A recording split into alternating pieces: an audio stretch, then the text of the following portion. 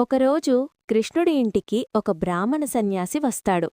యశోదాదేవి ఆ సన్యాసికి భోజనం పెడుతుండగా, "వద్దు వద్దు, నా భోజనం నేనే వండుకుని తింటాను" అని అంటాడు. "మరి ఏం వండుతారో చెప్పండి" అని అడగడంతో ఆ సన్యాసి పాయసం వండుతానని చెప్తాడు. దాంతో పాయసంకి కావలసిన సరుకులన్నీ యశోదాదేవి ఇస్తుంది. వాటితో మంచిగా పాయసం వండి ఆ సన్యాసి తినే ముందు కూర్చుని మనసులో, "ఓ పరమాత్మా, ఇది నువ్వు తిని నాకు ప్రసాదం కింద మిగిల్చు" అని అంటాడు. కళ్ళు తెరిచి చూస్తే కృష్ణుడు ఆ పాయసాన్ని తింటూ కనిపిస్తాడు.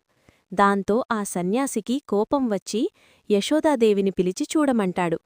"చిన్న పిల్లవాడు చేసిన తప్పుని క్షమించండి, మీరు మళ్ళీ పాయసం వండడానికి సరుకులు ఇస్తాను" అని చెప్పి అంటుంది.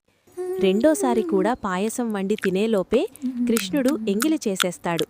ఇంకా ఆ సన్యాసి చాలా కోపంతో, "ఈ ఇంట్లో నేను తినను" అని చెప్పి వెళ్ళిపోతాడు. "అతిథి భోజనం నువ్వెందుకు తిన్నావు కృష్ణా" అని యశోదాదేవి అడిగితే, "నా తప్పేమీ లేదమ్మా, తనే నన్ను పిలిచి మరీ తినమని చెప్పాడు" అని అంటాడు.